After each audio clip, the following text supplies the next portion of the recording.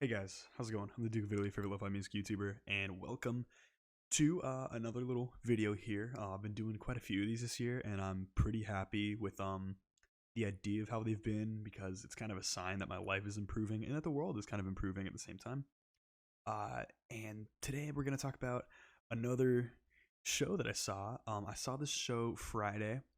This was a metalcore show, and I'm not super into metalcore, so I'm not gonna be able to compare the bands that I saw to a whole lot of other bands. Fortunately, they're all pretty big players in the scene, so it's not like I necessarily need to compare them to too many other bands. I mean, I guess the biggest like metalcore bands kind of stray into like mathcore when you look at like Converge or like Botch. I didn't see Converge or Botch. Who I saw was the last of this set of Dying Wish. I saw Vended. I saw Loathe, and I saw Code Orange. Now, going into the show, I only knew, the day before I went to the show, last Thursday, I only knew about Code Orange and Loathe that I was going to see, and I literally listened to Code Orange that Thursday. I was going to listen to it Monday, but I didn't feel like it. And going into it, I loved Loathe's last full length that wasn't like the synthwave stuff. I say synthwave stuff because I actually have not listened to their most recent album, but I do know that's all synths. I totally respect that. I think that's a cool direction to lean into. But I love the last Loathe metal record that they did. The blend of like metalcore and shoegaze is so interesting because metalcore, as far as I can tell, they love to go into the more melodic sections, but it of course has like the crazy rhythmic like breakdown stuff. That's honestly what makes the genre the genre. And I was a little skeptical going into the show because I listened to Code Orange the night before the show. I specifically listened to their last album, and I'm gonna be really bad with song names for this video. I probably won't be able to do any of them bar one, but I'll describe the songs as best I can in a brief amount of time. So basically, I went with my friend Spencer, drove down to Jacksonville, which was a nice drive, only a couple hours, which was pretty awesome when compared to the 4 hour drives I would typically take to Atlanta. Those kind of suck, and the way back is rough too. But fortunately, this was a show we could go at like the afternoon, chill for a little bit, and then get home. Of course, we probably went there a little bit too late because we only saw the end of Dying Wish, the end of their set. They what they were like was they were a metalcore band, of course. They all were very clean in appearance wise, which is like kind of rare for like a metalcore band, I guess. Very clean looking, very normal looking people. They had a woman on vocals, and it was like a 4 or 5 piece band. It wasn't too big, wasn't too small, and I caught the end of their set.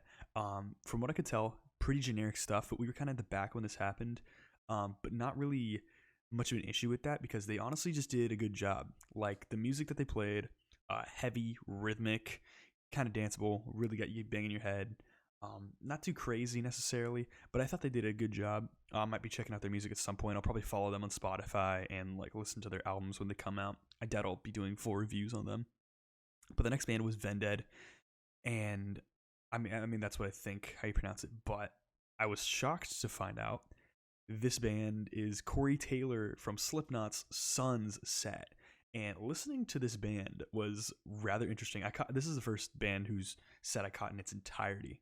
Now I know metalcore is kind of like a more recent genre come out, probably like in the early 2000s it started, but I could be totally wrong here. But it's interesting seeing it converge, no pun intended, with new metal. And I don't hate new metal, but I don't love it either. I'm going to do a deep dive into it at some point because it's such an interesting genre, and I think it's one of those that's so funny because if you take new metal, it's like bare bones material like that. Those are absolutely fine. I'm not gonna say perfect. They're fine building blocks for like a great album, a great genre, and we can see that with like Korn's self-titled, and Slipknot is very new metal adjacent.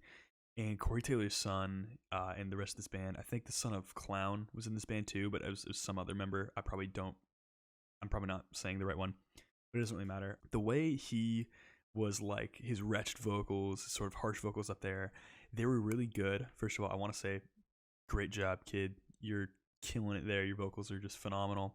But the way he was like yelling was like kind of like a rap style, and I was like, okay, that's kind of interesting. It's like very very much like hip hop influenced. And I think of metalcore, and it's very much like you get into it, you bang your head, and you're kind of partying to it. I thought that was cool. Their set was not very long. I think it was like 20 minutes. Pretty short stuff. And of course, they were on this lineup with these three other larger bands, as well as several local, I think, Jacksonville bands that went on before them. But I want to say they did an awesome job. And what was so funny was Taylor. He was up there, and he was like, "Are you guys ready to hear the heaviest breakdown of our set?" And he probably threw in some vulgarities as well. He's like, "You're gonna hear the heaviest breakdown of our set. Get ready, 1, 2." And then I hear like this this switch or something, where this sub bass just floods the room, and you just hear like this really good breakdown.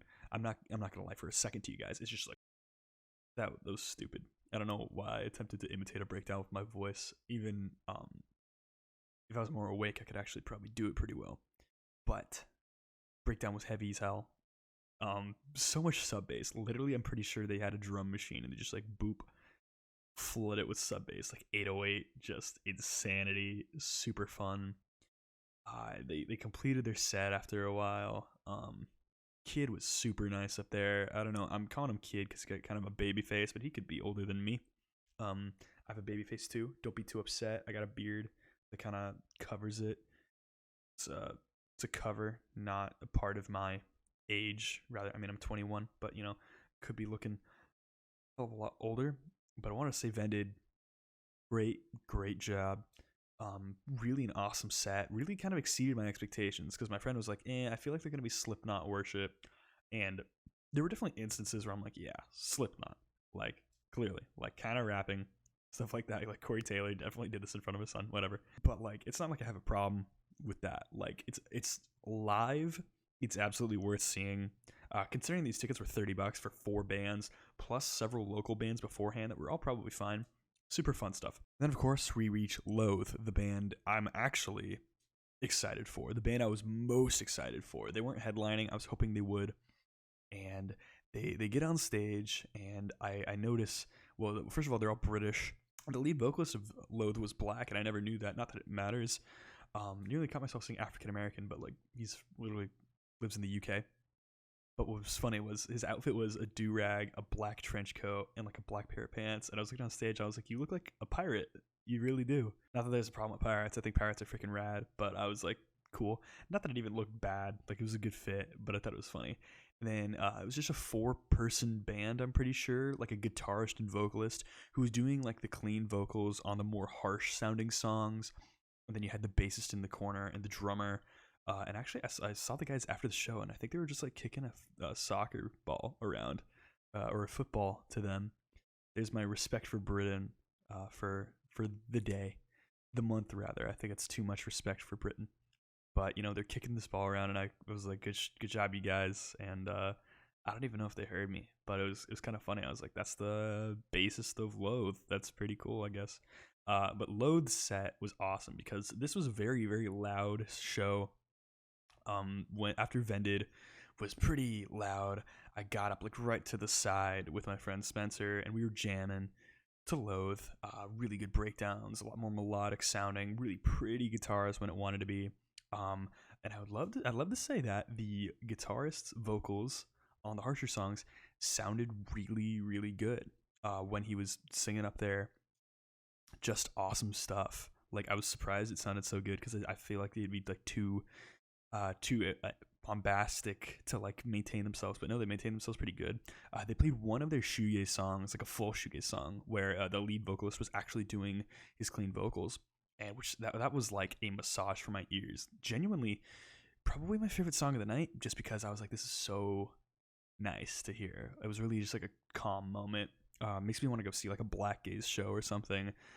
I know Alcest and Death Heaven tour a lot, but like, and Lantloss kind of doesn't really have anything going on, but like, I'm thinking Autumn for Crippled Children would be super cool live if they even can perform live. I don't even know how many members are in the band, but Loathe was awesome.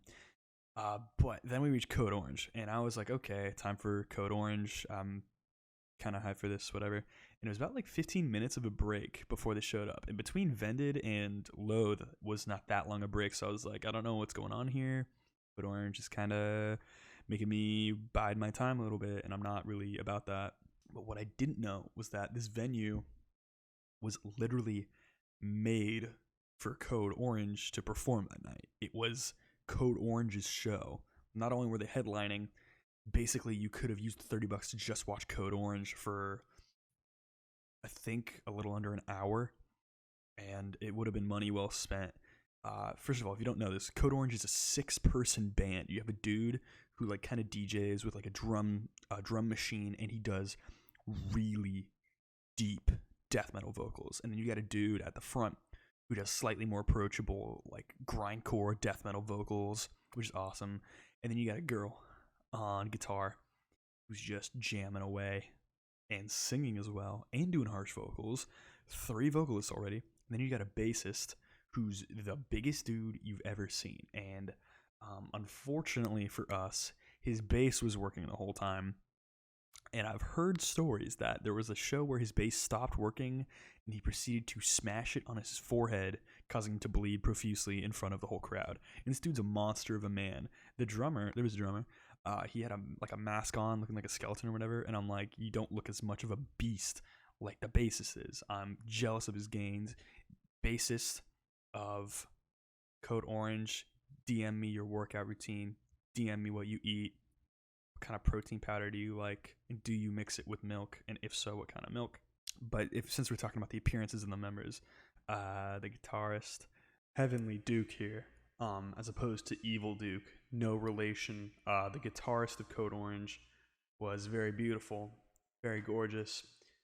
Normal Duke would have described her as fire, as he did, but the audio was weird, so you're getting a cameo from Heavenly Duke. Hello. No, she was literally ridiculous. I compared it to my vegan friend. If my vegan friend wasn't vegan and was upset a lot more often, she would be the guitarist of Code Orange. I probably have a picture up right now. She's just wonderful. And then you got the second guitarist, probably the lead guitarist of the band. And the way the set goes is that the lights cut and everyone's like, whoa, time to be crazy. Super fun just already. And then I start hearing like these like strings, this cello, it's like dum do do do dum dum, and it's got this like rhythmic thing, and I'm like, is this a Code Orange song? I can't remember. And then I was like, wait a minute, this is Bjork, this is Hunter. And I was like, why are they playing Hunter by Bjork? Not that it's not a great song. And I took my phone out. This is my one video I took in the night, and I sent it to Bridget because Bridget loves Bjork. And I was like, guess who it is? And Bridget was like, whoa, it's freaking Bjork. Super awesome start to the whole thing, and then they all come out on the stage, and then they just do this really thick, really aggressive metalcore song, and everyone's just banging their heads, and it's freaking awesome. And the thing is, even though I'm not a big fan of metalcore, live, it's a different beast entirely. It's just so percussive, so rhythmic, so like primal. The feelings evoked inside you. You can't help but have a lot of fun. So yeah, I was having quite a bit of fun with this show. But after like a song or two, I noticed that on the back of the wall, it looked like there were like 6 like panels that were like maybe like foam blocks to like deaden the sound going backwards, so there wasn't like too much reverb or whatever. But actually, these were monitors, TV monitors. And my friend pointed out to me before, he's like, dude, they got 6 monitors. And I was like, the hell are you talking about? What do you mean monitors? I was looking over there. I'm like, no, there's nothing attached to the amps. That's like weird. I was like, maybe there's something else referred to as a monitor that I don't know. Maybe there's like a mixer or like some studio guy back there who's like making sure it all sounds the same. Nope. 6 TV monitors, and they had a show to put on. They were playing a movie straight up, like, and I'm sure it was linked with the programmer of the band.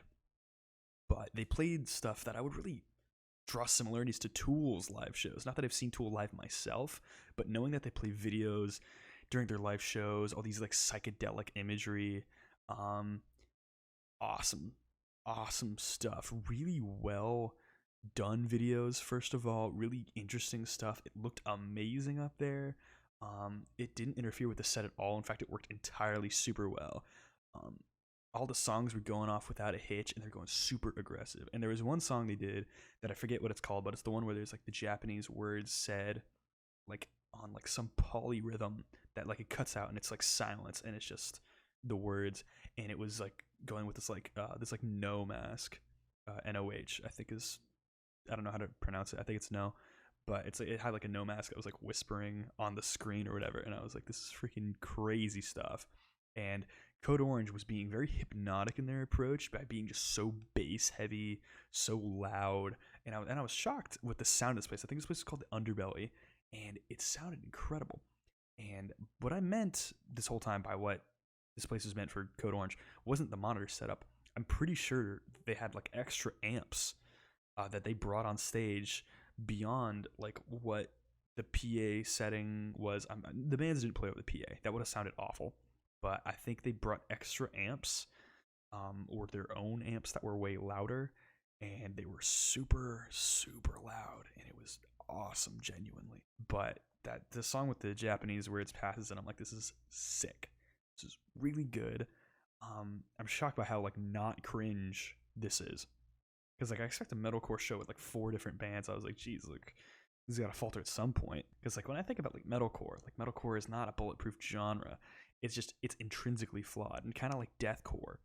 Although I mean at this point I'd honestly kind of take metalcore over deathcore, because like I mean I listened to Lorna Shore and I'm like, great, breakdown, further breakdown, third breakdown, no riffs, not very catchy, blast beat, sure, whatever. But metalcore, it's just really reliant on one thing, and that one thing is excellent live. And it's not even like you need to be intoxicated or on Molly or whatever to get into it, because it's just so in your face and so driving. But on the second to last song, the vocalist of Loathe came back on stage, and I would like to say that I forgot to mention the vocalist of Loathe was straight up schmovin', not just like headbanging or anything like that, but he was getting it. Like I don't know how to describe him. He wasn't Millie rocking or anything. He's not from the East Coast. I mean, I'm from West Coast, and I'm Millie rock at my parties. But even if that's like a little old, but you know, I respect Cardi for popularizing it. And I don't know if he actually did popularize it, but to me, he did. And that's not like it matters anyway, because we're talking about Code Orange. And Loathe dude comes on stage, and I noticed that like the Code Orange vocalist, he starts schmoving too. A lot less awkwardly and a lot less aggressively than he was before. Nothing wrong with how he was doing it, but he was like way more comfortable now, and that was like super funny. But he's on for this song, and it sounds phenomenal with 2 vocalists, 4 vocalists now, I guess. For such a big band, they really brought it. I think the last song they played, "Swallowing the Rabbit Hole," and I love that song. Just like the huge driving like breakdown style before like the industrial, like the boo-doo-doo-doo. I don't even know how to truly describe it, but that was an excellent closer. Amazing show. And like before then they were like, we have 2 more songs for you guys, and they played the last 2 songs, and I was like, whoa, dude, this is crazy, because like my head was like numb at this point. It was a loud show, I'm telling you guys, very loud stuff. Is it my loudest show? Probably not. Seeing Thou was like incredibly loud, but this sounded just amazing. And end of the show ends, and literally they're like, bye, and they left. They kept it really brief, really brief. No encores, no nothing, no thank you, go buy my merch, no get home safe, no nothing. They're just like, go. And then me and Spencer go outside, and I'm like, that was sick. Like genuinely super fun stuff for $30, just a phenomenal deal. And then we went into my car, and then I had kind of Blue in for like half the ride down to Jacksonville, and it starts playing, and I'm like, dude, this is a massage for my ears. I've never had something feel so good, because I just had the most abrasive live music I think I've ever personally faced. Although Holy Ghost Tabernacle Choir certainly would rival that, with like their synthesizers just like scraping against your ears in the best way possible. But I mean, how do I summarize this night real quick? So fun for a lineup of like over 4 bands. I'm gonna say $30 is really good. Like I have a lot of shows in Savannah that you could easily go for like less than $10 or $10 that you see several bands, but none of them are like big bands. Best case scenario is you got a band that goes down to Atlanta, such as like your Just Bees. I know Sissy Fists travels like all over the East Coast, I guess. Not really north, but like kind of south. Holy Ghost Tabernacle Choir, they're kind of above the other bands, but they go around a little bit. Bastardane is in Savannah, and they I mean, like, what's even the point of calling them a Savannah band when they have the crazy big festivals they go to? But I mean, all sorts of bands here that are genuinely solid, and you can go to the shows for less than $10. But for a $30 fee, I did get this show, and I mean, the real test here is that night my friend's band Klept was playing back in Savannah, and I wanted to go to that because I haven't been to one of their shows in like nearly a year, and they added a lot of like harsh noise elements to their band. They're like a rock band as far as I can tell, but I haven't seen them in a long time. And I was thinking, like, you know what? I can wait a little bit longer because I just saw Loathe, and the guy I'm like playing music with right now, he put me on a Loathe, and I'm like, this is freaking awesome. And Code Orange Live was exceptional for someone who doesn't even love Code Orange's like discography on Spotify or like on a physical release. Live, it does not compare. Sounded incredible. These dudes were technology wizards with how just good it sounded. Not sure what else there is to say about this. Any comments about this, you can go ahead and ask me down below. Were you at the show? Did you enjoy it? What'd you feel about the whole thing? Did you guys enjoy, like, was it loud? It's pretty loud to me. I loved the loud, though. Like, I love loud music. But that's about it. Hope you guys are doing well out there. If you guys like this video, I appreciate it. Like and subscribe. Any comments, questions, or concerns, go ahead and comment down below. We're like almost at 200 subscribers. I think we're one off by the time I'm recording this. So like, if you want to subscribe, I'd totally appreciate it, because I'm kind of hovering around that line. I actually hit 200 for like a day. Sad story. Lost the 200th subscriber, which is so tragic. But that's enough of me guilt tripping my audience for one day. But I hope you guys are doing well. Social media links in the description. Go ahead and follow my Instagram, Twitter if you'd like. My Discord page is in the description as well, where we talk about music. It's super fun. And that's about it. So I hope you guys are doing well out there. Have a good day. Bye.